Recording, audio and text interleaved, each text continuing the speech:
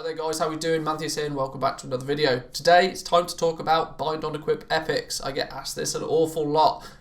Mantheus, in Shadowlands, is there going to be any bind on equip epics that we can look to sell on the auction house? And the answer is finally yes. Up until now I've not really been able to give any definitive answers on this, but now I can finally say yes there are. Not only that, I know exactly how you go about getting them.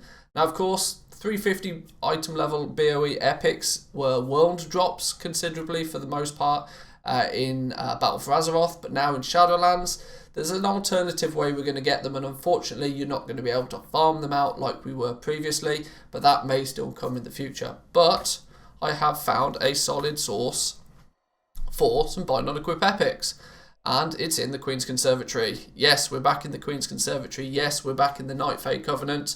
Yes, we are unfortunately going to have to run around as fairies a little bit to be able to get access to this, but it could be quite profitable for us long term. But what are we going to get? Let's firstly look at some of the items we get. I'll do a little bit of a showcase, and then of course I'll explain exactly how you go about getting them and what restrictions there are in place.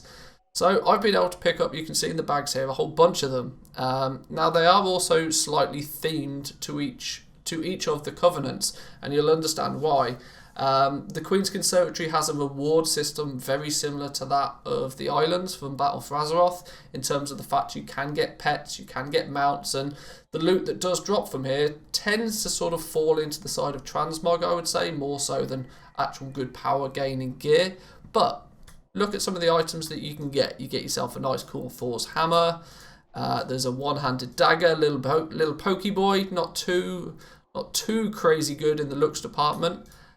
You've got a crossbow, bone-esque crossbow, very Necrolord-esque looking weapons and offhands.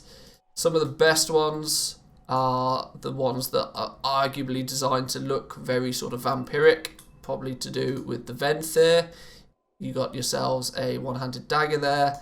One of the best ones, arguably one of the best ones, is the Red Elf House Foil, a one-handed sword. Looks very, very cool. Slap an enchant on that.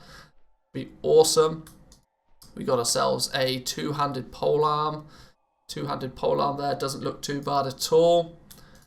A staff. You can tell this one is meant to be for the Ardenwell faction, or the Ardenwell zone, sorry. Or some warglaives. Warglaives are looking quite cool, quite feminine looking warglaives. Attach a couple of these with Transmog, female Night Hunter, that sort of thing. You know where we're getting at with that. And then there's even some even a backpack that we've managed to pick up. So this just shows that there's a whole bunch of different items that you can pick up, and it's very sort of tailored to be transmoggy. But stats-wise are looking good. Currently they're item level 190. Which is slightly under normal mode raiding gear. So they're not going to be the most powerful items, but let's be honest, item level 350 gear was never super powerful, but they were still good consistent sellers. And there seems to be a nice variety across the board of the different sort of weapon types as well, which is quite nice. But how did we get them? That's the big question. Now, I did say at the beginning of the video, you're not going to be going out, you're not going to be farming these things.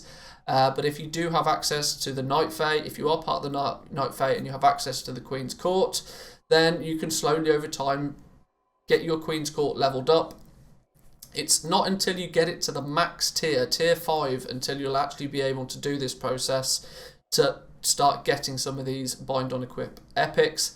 Now, there's one big downside to this, and the big downside is that A, they're not guaranteed drops, and B, you only get one chance per character per week to obtain one of these currently. Yes, very, very, very limited supply of these items is going to be into the game.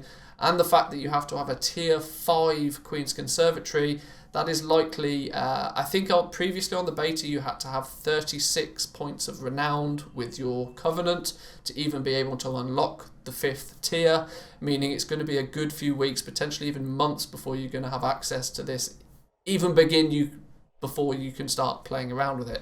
But what do we do? How do we get it? Well, when you get into the Queen's Conservatory, you've got the different seeds. you've got the spirits, and you've got the catalysts. I'm not going to go into detail of exactly about how this works. I'll leave a link down below to the video I did on the Queen's Conservatory. You can get yourself up to speed. But the only way I've found to be able to acquire these epics is to fill all 4 of the catalyst slots on the main big seed at the back of the Queen's Conservatory. This is the last one you unlock. It's the big one because it allows you to connect 4 catalysts to it. If you connect the quality increasing catalyst, so the wild seed root grain, to all 4, and then ensure that you're putting in the highest quality spirit you have access to, preferably an epic spirit, so we can pick one of any of them. Well, let's go for the divine prideful spirit for the purpose of testing here. This is then likely to give you one of these 3 epics if you are lucky. Now what you will notice is that the duration of incubation on this, duration of incubation, that rhymes, there's 7 days remaining. It's going to take you an entire week for this thing to actually regenerate in before you get your loot. So this is why it's a once per week, once per character system. The supply of these is going to be really very much a drip feed. But luckily on the beta I can skip forward a week for the purpose of testing. That dude unfortunately is not going to be there on live. Shame, boo. Then you open your seed. You talk to the spirit that pops out of it, and as a thank you for returning him back to life, he will give you a chest. Now in that chest is where we've got the option or the chance to pull out one of these BoEs. I'm hoping it's going to do it this time. Please don't show me up. No, it didn't work this time. So that just shows, guys, it's still even using the absolute maximum potential, not a guaranteed. Obviously, we're in beta. Things may be tweaked slightly, but you get a Spirit Tender Satchel that's going to have some goodies in it for your materials, some free materials you can throw up on the auction house, but there's also the chance to get one of these BoEs. I did this probably 50, probably almost 100 times on stream the other day, and we managed to get ourselves a whole bunch of BoE epics just to try and work out exactly what the loot table contains, and it appears to be pretty good. Equally, there are some mounts. I left the best for last. I'll showcase some of the mounts. You can also get mounts from those boxes as well. We have the Enchanted Awakener's Rune Stag. If we, I'll get rid of my UI and you guys can see these up close.